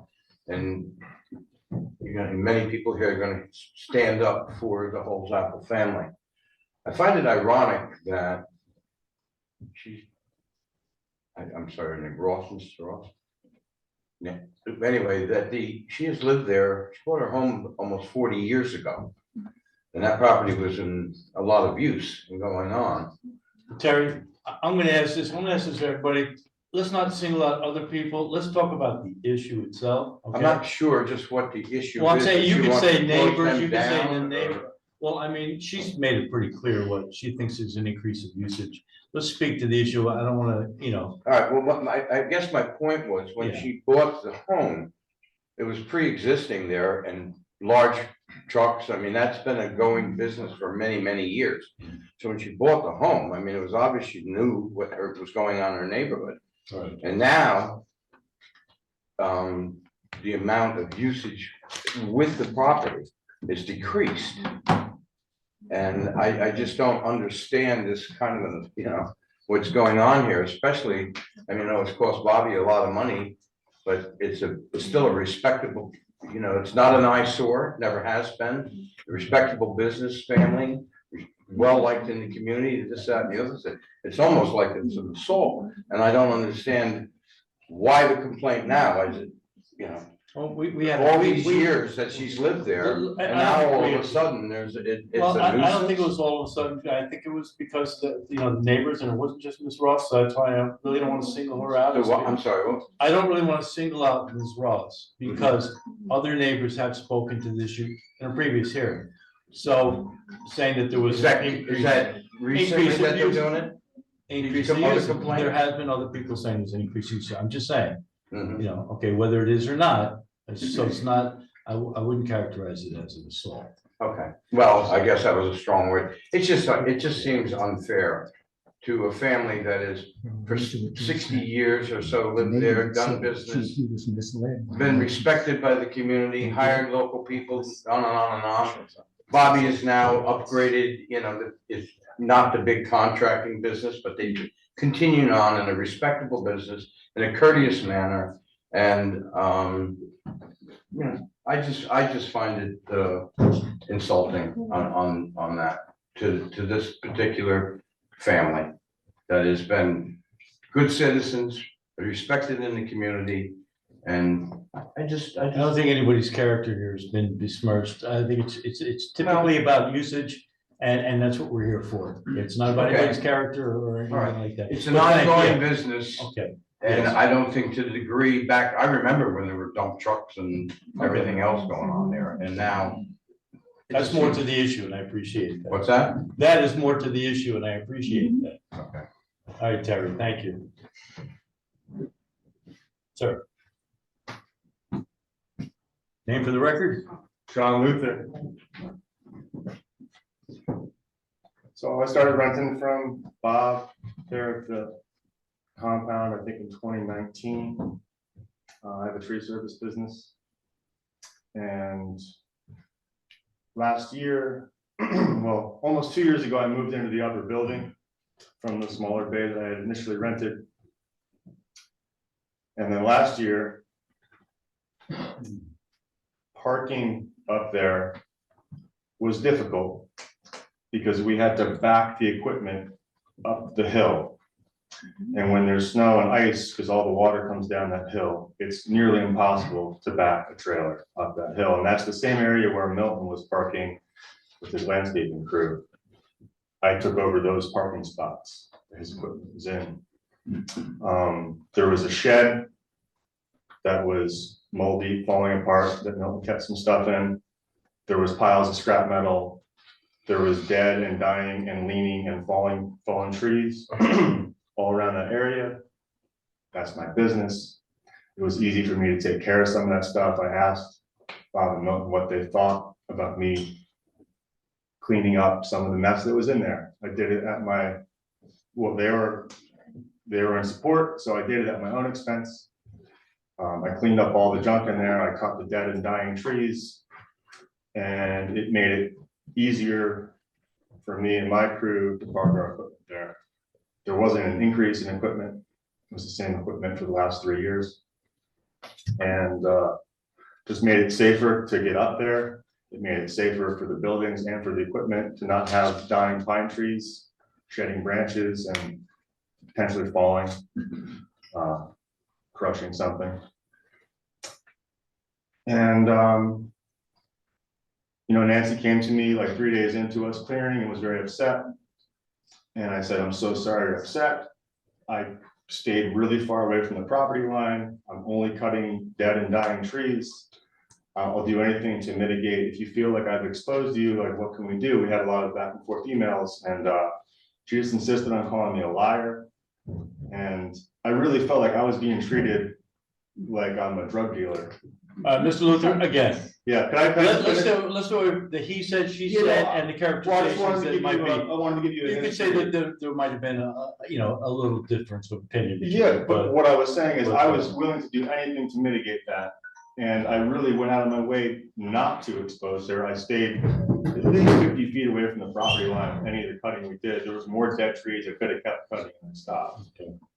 Because I recognize even though there wasn't a screen down low, it was just trunks of trees. So there's not a lot of coverage, but even when you're taking down a few, it opens up some. Certainly. But being that the trees were dead or dying, it felt like the right thing to do. Sorry, I lost my train of thought when you interrupted me, but I guess what I was trying to say is I grew up here. I have a small business. I'm just trying to make it work, trying to survive. It's been an honor to be at the Holes Apples property. I feel like I'm, in a long line of greatness there, and I try to keep things up to those standards. And yeah, I really feel like I'm just being treated poorly. The Holes Apples are being treated poorly. What's your address? My personal address? Yeah, we usually want it for the record anyway. I have a property across the street, Okay. 55 Joy Lane. Okay. Mhm. That's where you live. I don't currently reside there. I have a cabin up there that I built. It's off the grid. I don't generally live there in the winter because I don't have water or electricity. I mean, it's not really pertinent to the case. I'm just. Well, you asked me, so. I know, I'm saying because, for the record, because you gave your name. Oh, We like okay. name and address Got you. for the record. Got you. That's all. Okay. Okay. So, not to interrupt you, but is there anything else, I think that's about it. Okay. Yeah. Thank you. You're welcome. Thank you, John.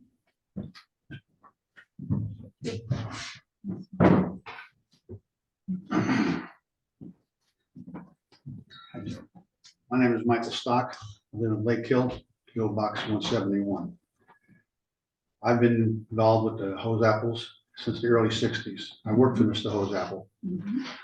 In 1967, when I came out of the service, he offered me a job.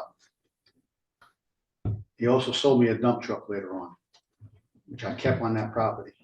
I parked it in the rear and utilized the shop Bobby works out of. With several other pieces of equipment, Mr. Hose Apple, as he was downsizing his business. I moved it to another location because he was going into the boat and motorcycle and lawnmowers and all of his business that have been there since he founded that property. Which carries many, many years of use of that property, different uses, but still on a commercial use. I wouldn't be here today in the business that I have and worked for Mr. Hose Apple. You may remember this. I had a bad motorcycle accident. Bob Hose Apple told me he was holding the paper on the equipment that I bought. Told me, when you get better, you start making payments. I'm grateful for the family for that, and I'm here to speak on their behalf. They're an honorable group of people, and I'm reasonably sure if they sit down at the table with the neighbors, you can work something out.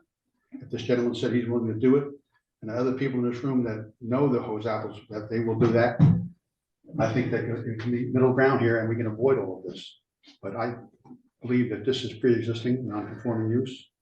And by the multitude of businesses that were there, which most of you, and a few of those on this board have bought equipment from there and have well familiar with how long it's been in existence. So I hope that someone can sit down at the table, resolve this issue, come back to this board and end this so that people can go on with their lives. Thank you, Michael.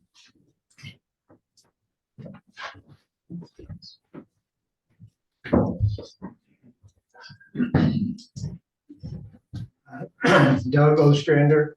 I did live on the end of Pond Road, right behind Bob for 21 years. Now I'm up in Silver Hollow. 47 years that I have doing business with Bob and Bob Senior. They've always run a tight ship there. At times, there's been a lot more equipment there. They had boats out front. Actually, in the front were a lot of boats. And this thing about 3 other yards, I do believe it's just John's. That's really a contractor's yard. The other stuff, like he said, is inside. So I wouldn't think they'd be really considered contractor yards. And like I say, if you go over there, I think you'd see Bob and Bob Senior, they've always kept everything neat, clean. There is some noise, I'm sure there is, different people coming and going. And I do think maybe up back, plant a row of trees, a fence. You could hide some of that if that's the main issue. But I think there's not really a lot of change. I can remember that back area when it was full of tires from motorcycles, scrap, iron, but that did get all cleaned up. So been different uses over the times, but I don't think anything major has changed. That's it. Thanks, Doug.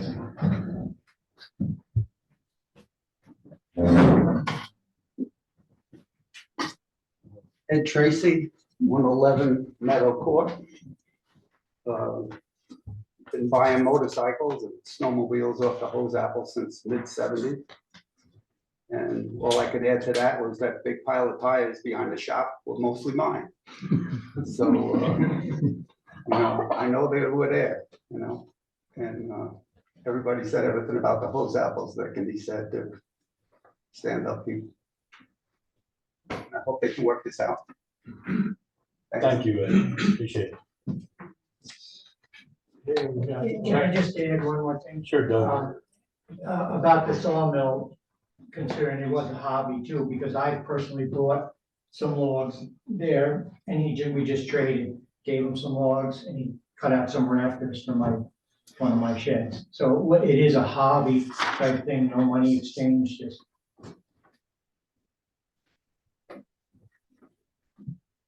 Next, Rob. My name's Philip Holzapfel, 1068 Decker Street, Kingston, New York. I just wanted to speak to the work that John Luther did behind the top shop and what's being referred to as the 3rd contractor yard. The trees that were cut after last year's drought, which all we know was very severe. The trees were browning from the top down, which there's no saving those trees. They're done, they're dead. And with these vehicles being parked underneath them every day, it's a matter of time before one got hit. My take on the project is this being referred to as a contractor's yard because of the thorough nature of the work that John did. John very well could have cut the trees and left the stumps and left kind of the mess there, and it never would have looked like a yard. But because he removed the stumps, flattened the ground out, and just really aced the job, it appears as if the intention of the work was the expansion, when the intention was just to get rid of the trees, and it was done thoroughly. That's where that 3rd contractor yard came from. That's my take on it. And as far as the day-to-day, I'm in that shop at 7 in the morning. I leave about 3:30. Most days I don't even see John, his trucks, or his people. And if I do, it's a couple of those guys parking a 1500 pickup truck up there and taking off. Most days I don't see them, and then most days I look up, there's not even equipment up there. So it's just a very well done job by John, and we're basically in and out of those properties. We're not working there, and we're just coming in at 7, leaving at 3 or 4 for the most part. That's what I have to say for that. Thank you very much. Thank you. Okay, going along that back row, anybody else? Yeah.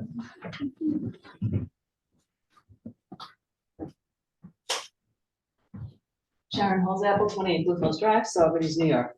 I joined the Holzapfel family in about 1983. And in the early days, in the 1980s and 1990s, it was crazy busy at the whole motorcycle business. And I remember when they started with the boats, there were many boats and trailers parked. We went for a visit, we're sometimes hard pressed to find a place to park. And if you go up there now, it's not like that now. There's space, there's much more room, there's people coming and going. all day long. So that's a lot. Thank you, Sharon. Who else in that row?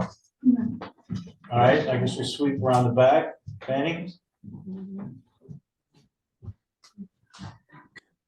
So I live on Wisdom Road, very close to Whole Apples too. I'm very good neighbor with Nancy. And, you know, where we live is a very rural area. That's where we live there because we like the quiet. We don't like the light. I remember my neighbors used to put their lights in the night because they came from the city and they would leave them almost all night. And I was able to talk them out of it because when I told them, please turn them off, they would say, what about the bears? They were afraid of the bears. And then, you know, I said, the bears will go, you know, they will be there or they won't be there. Eventually, they really, you know, weren't frightened anymore. So they turned off the lights and I said, we have to see the sky, we have to see it.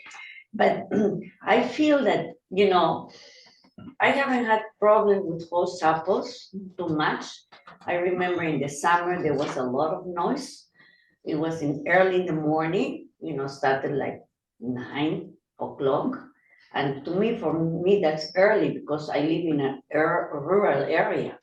So, and I understand Nancy when she said that she sees the light, you know, coming from the factory because, you know, Whole Apple is a factory, really.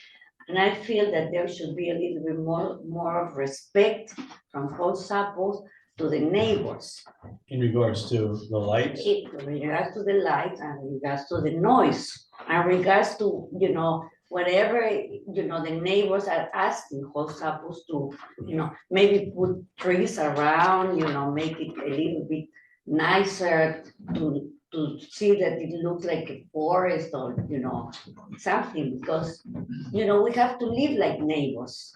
You know, I don't want to come and defend Nancy and I don't want to come and defend Mr. Whole Apples, but I think that there should be some kind of agreement between the neighbors. And I do understand her because, you know, I had the same problem with my neighbors and we were able to, you know, solve them, you know, because we have the same road and so we have to deal with it. So that's the way it is. And I feel that, you know, I would like that to happen.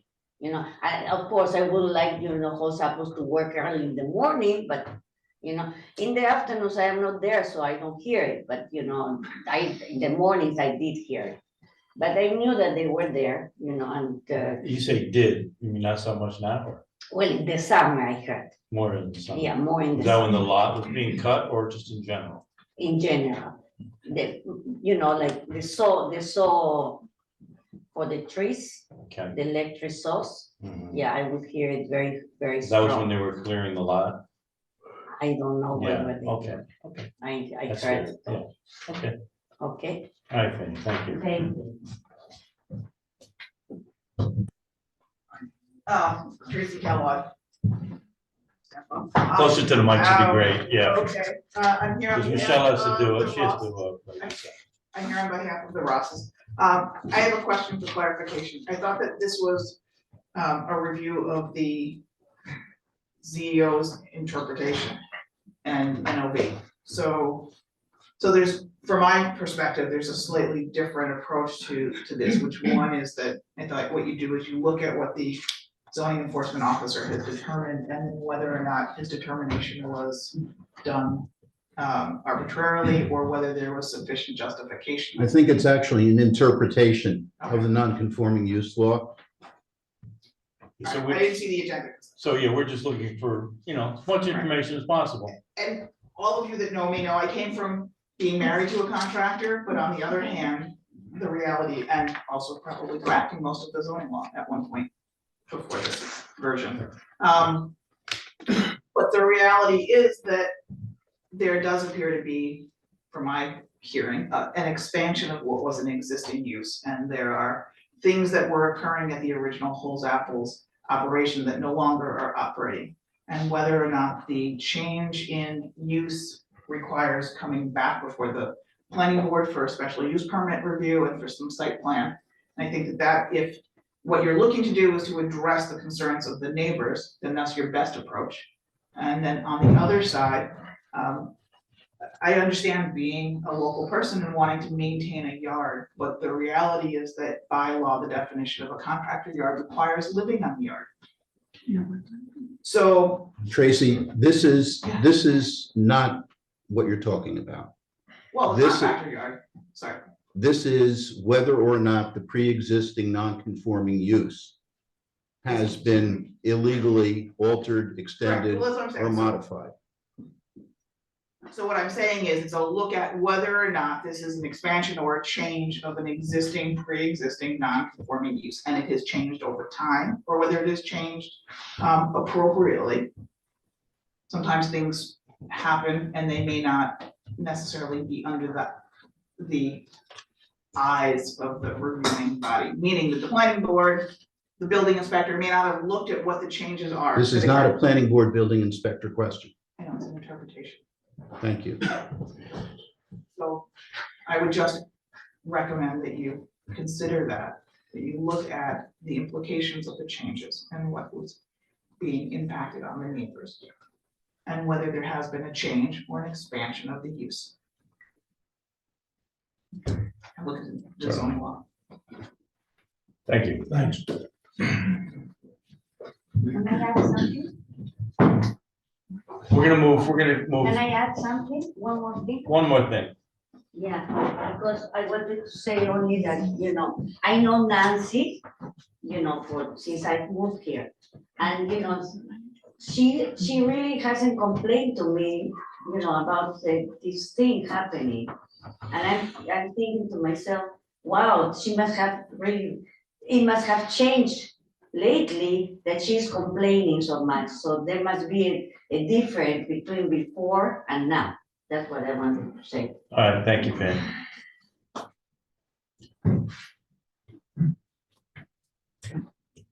I'm Michael Silva, Nancy's husband. I've lived there over 35 years. We have never said a bad word about the Holes Apples. They are honorable people. Doesn't mean that what's happening now is necessarily honorable. I understand there's people's income involved, and that is important. But we get no respect. We get no respect because we were treated with disrespect. And that yard is way bigger than it was described. And we have pictures of that. The buzzsaw, the milling saw that Bob uses was going from 8 o'clock in the morning to midday, not just the 9 o'clock till 11. That's not even reasonable. I have pictures that I've sent to you of what that stacks of wood look like. So I converted it to board feet, but I've never converted it back. There's hundreds and hundreds and hundreds and hundreds of pieces of I guess they were 8 foot by either 10 inches or 12 inches and an inch thick. And I'm just guessing, the exact size. Tens of thousands of board feet. Where'd it go? He gave that all away? If he did, he bothered the entire neighborhood because he wanted to be a nice guy. Guess what? He shouldn't have been such a nice guy. Thank you. Thank you. Are you moving along the back row? Anybody else? Okay, Yeah. That's about it. I'm gonna stay here because my back's bothering me. Okay. Speak loud. sure. Yeah, My name is you Scott can. Peters. I live at 362 Van Camp Road, Saugerties. Hey, Scott. How you doing? In the late 60s, early 70s, my stepfather worked for Bob Senior. And so I know what that's all about. He put food on the table from that place for us. And I'm the one that ran the excavator. They did the tree cutting, I did the excavating.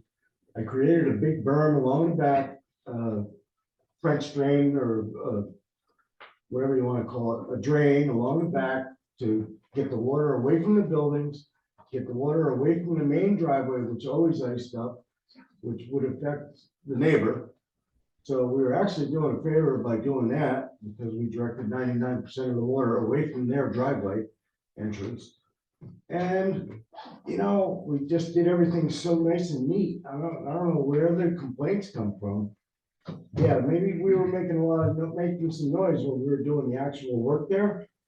But as far as the noise goes during the day, I don't know. I think the leaf blowers on some of the other houses around the neighborhood are running a lot more than they get running the shop.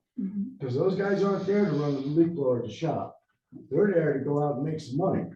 They get there in the morning, they leave. We get there in the morning, we leave. We don't make a lot of noise. We don't make any excessive noise. We try to be respectful to the neighbor. There's nothing else we can do. I mean, you know, this guy's been living there basically for his whole life. You take this away from him, he won't know what to do, because that's his life. You're really messing with a man's life. Just something to think about. All right, Scott, thank you.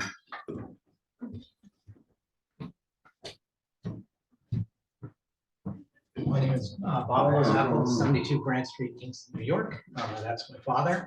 I just want to say, my father does not ever do anything contentious. He wouldn't cut these trees down out of spite. It's clear from what several people have said, they were rotting and dying. Do you wait for a tree to fall down, or do you proactively take action? If these trees fell down on their own over the next coming years, the sanctuary was, you know, encroached on, would we be having the same conversation? I think we wouldn't, because we couldn't. So it was done proactively. I think that's a better way to go than waiting for those trees to fall down, do some damage, do whatever. So, and I just would second what Terry said also. 40 years ago, they moved in. It was a very, very busy place. It is not anywhere near the noise and disruption that it was then. I don't know how you can stand up today and complain about it. All right, thanks, Bob. Jordan, I got one more. Okay, Scott. When doing the clearing, I pulled all the fence posts that were from the original pig pens. And the drainage ditch is only 10 feet behind that. So that means that area was cleared. All that area was cleared prior, and they were, Bob, when he put a fence up, he did it right, because he had somebody come in with a drill and drill the bedrock to put the fence posts up. And had a hell of a time pulling them out of the rock. So they didn't get there in the last 10 years intentionally. So that's where the fence line was, is where we stopped. Thanks, Scott. And I bought like 2 motorcycles there too. You still got them? Yeah. Yeah, that's it, it's showing our age, right? Okay. Anybody else from the public wish to speak on this? Look, May I put on my other hat and? sure, we're all here. So my name is Laurel Herdman Cross. I reside at 334 Yeri Hill Road in Woodstock. From my research and working with Bob, I've come to learn that his family's business is the next to last holdout of many Wittenberg, the hamlet of Wittenberg businesses. Here's a list. Brian Angevine, Automotive Body Shop, another unknown owner, but with an automotive repair shop. Chick Bailey, Insurance Agency. Roger Elting, well driller. Across from Baker Road, believe it or not, a gas station. May we never see that again. George Francis, utility pole installer by the name of Polyphase. Marconi's, the original music store where I bought my first guitar at 15 years old. Their store then moved to Kingston.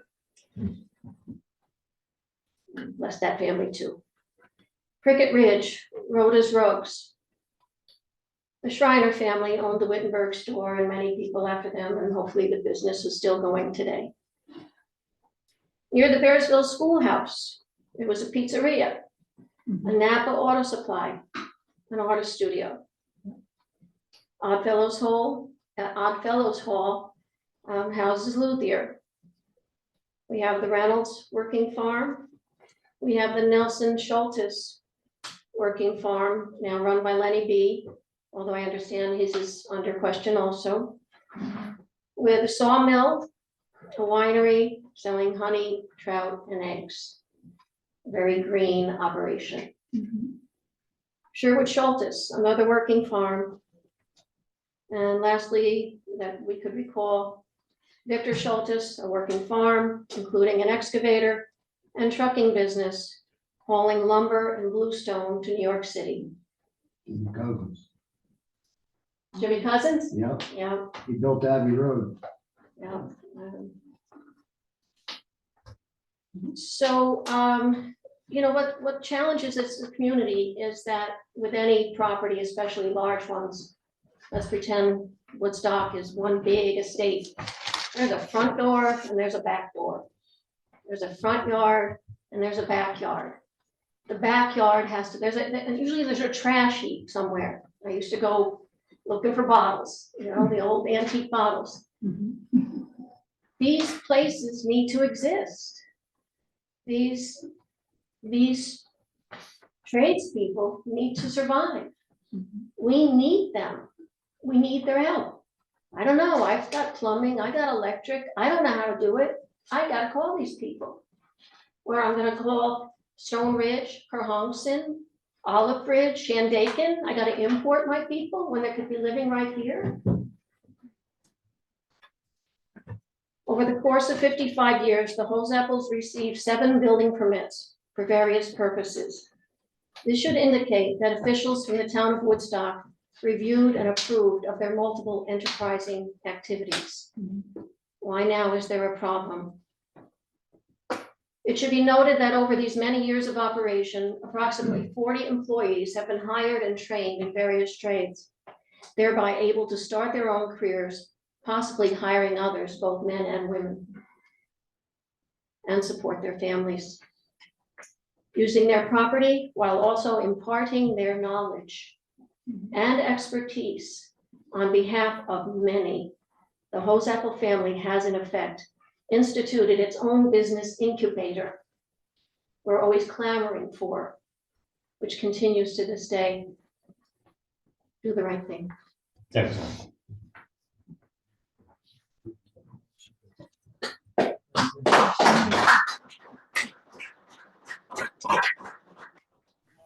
Else from the public wish to speak? Anybody else from the board wish to speak?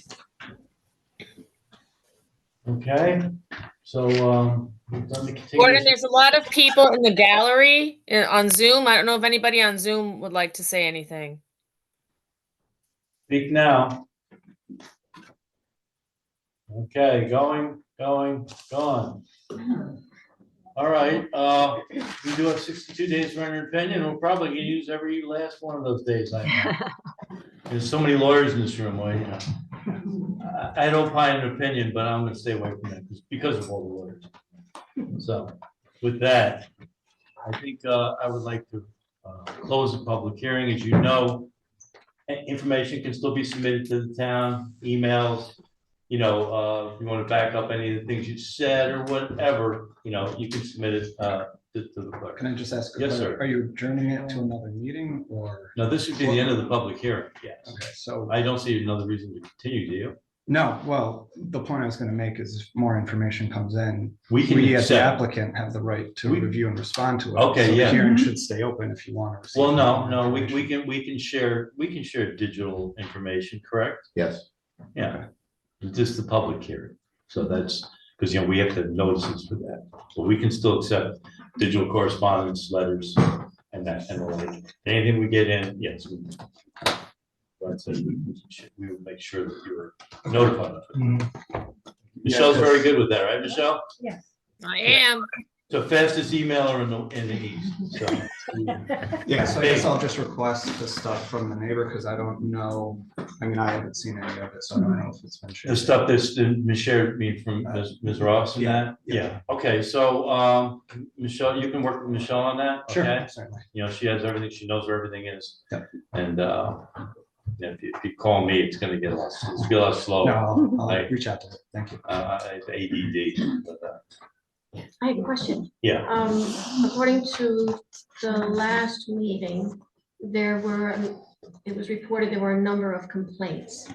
I don't know if they were by phone call or by letter. Letter. We had a few people on Zoom, 2 or 3 weeks, it was during the pandemic. I don't recall, but we probably. There were do we several record that meeting? Do we have a recording of that meeting still on Yeah, YouTube? It's all on YouTube. Yes, it's still on YouTube and there's also letters in the file folder. Are you referring to the first Mhm. hearing? Mhm. Are you asking for the information from that? Yeah, because I only know of one letter that we have access to. Well, we had neighbors that did speak up on you can access the YouTube, that's. Well, that was all part of the Article 78. All the information that was submitted during that is part of the prior record, if Okay. that's what you're interested in. Great, thank you. Point out the misinformation to neighbors.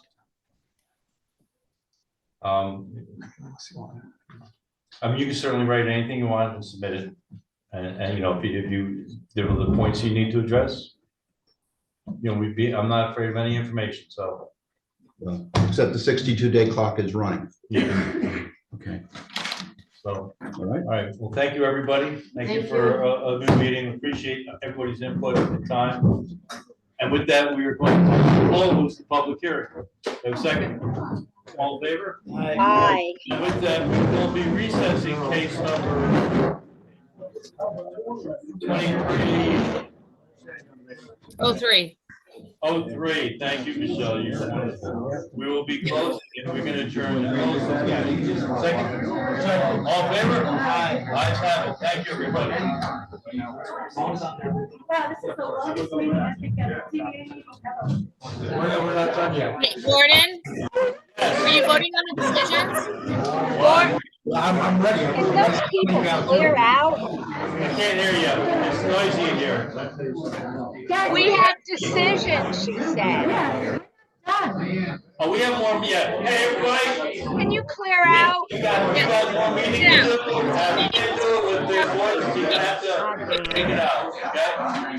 Thanks. We want to get home too. Thank you. I'm not gonna take the rest of your meeting. Now we just gotta put a note on there, yeah.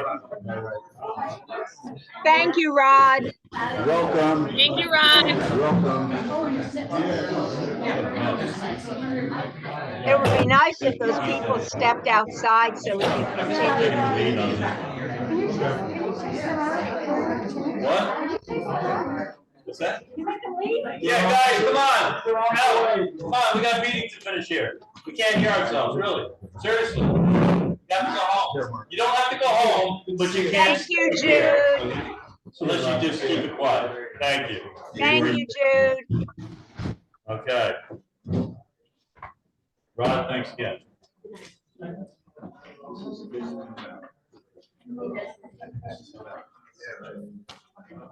It doesn't matter to clear. It's whether or not there's no legal extension. Right, that's all. It doesn't matter to clear the yard, that's one. No, it's not about it. All right, we'll talk, Rod. Thank Thank you, you, Jude, Rod. for clearing the hall so we can continue. All righty. We got a couple of decisions here, guys. We'll go through these pretty quickly. There's two? Appreciate you sticking around. We got two. Yes. I did one. It was for, it came later, Right, the one on. and Michael had one. Michael sent one. Wittenberg Road, and what was the other one? Michael, you're. It's on Burcliff Road. It was the Yeah. the one where Oh, yeah. the corner of the fence was Okay, within 75 feet gotcha. of the rear yard. I recognize you now. Who's this guy do? Zimmer and Plow. Yeah, Mike, that's too late. That is close. Here we go. Decisions and orders. One of these cases yours? Yeah. Okay, let's get on with this. I'd like to open up ZBA case. Do we have both of them in here? Yes. one here. How come there's only one? No. I didn't see Michael's. I never saw it come across my email. That's Wait, why. this is, Yeah, I sent it out. this is Mike, yeah, it was in there yesterday. It came from Michelle. I sent it to Michelle Yeah, it was in, I got it. I missed it. a week ago, I missed it. because I thought her meeting was last Thursday, so I sent it out last I don't Wednesday. know how. I usually catch them all, but somehow I missed that one. Yeah. But I'll take your word for it. Where the hell you go? You got one? Oh, Gordon, it's not there? Well, I have Howard and Carol. Is this yours? Howard and Carol Beekman, Upper Bird Cliff Road? Is this yours? Upper Bird Cliff, yeah. I'm looking Yeah. for mine. Yeah, hold on. Well, I'll dig around a little. Let me just get this one out of the way. Okay, I would like to open up ZBA case 2329. Do I have a second?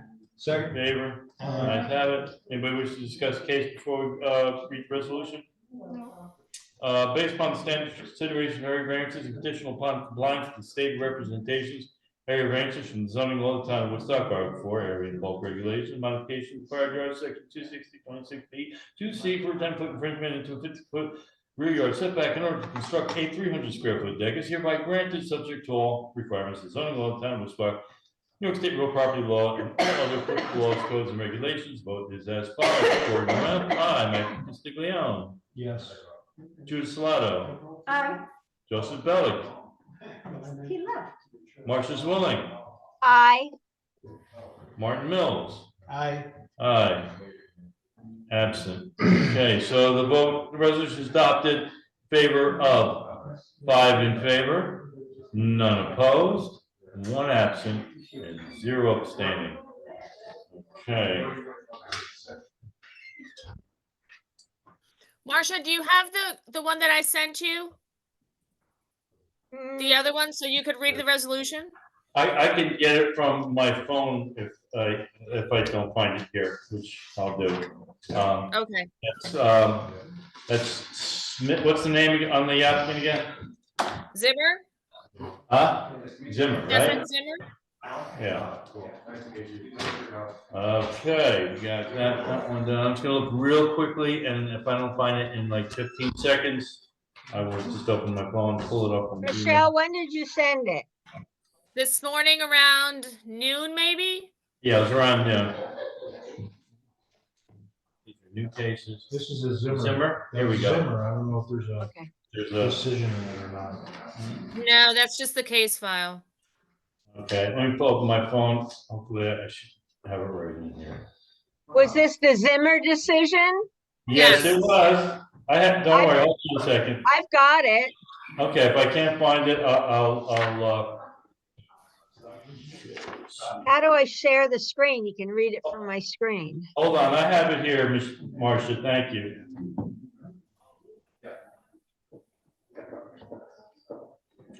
There we go.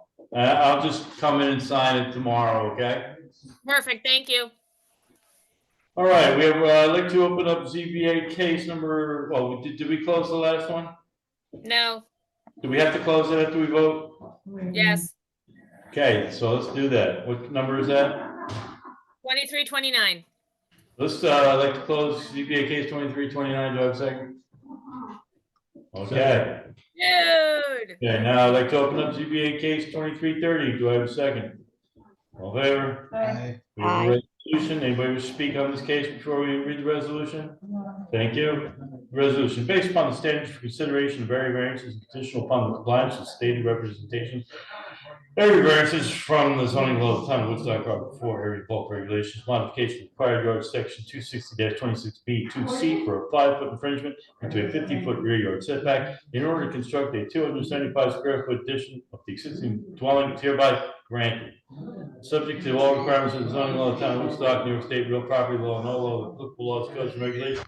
The vote is as follows. Gordon Webb, aye. Michael Castiglione. Yes. Judith Salata. Aye. Joseph Bellick. Marcia Zwilling. Aye. Martin Mills. Aye. So the vote is adopted by a vote of 5 in favor, none opposed, 1 absent, and 0 abstaining. So with that, I would like to close ZBA case 2330. Do I have a second? All in favor? Aye. Any other business before the board? No. Okay, so with that, I would like to adjourn tonight's meeting. Do I have a second? Second. All in favor? Aye. Aye. Hey, all right, good job, everybody. Hey, everybody, this is my last meeting. Oh, Thank you, Marcia. thanks for all your work. Thanks, Thank you, Seriously mean Marcia. that. thanks. Keep up the good work, everybody. Come back. All right. Just don't be too hard on us As a citizen, as a citizen. As a Zoom alternate. can I be a Zoom alternate? I'll ask. Well, if you have to ask Bill, it's gonna probably be no. I haven't been agreeing with him on some stuff, but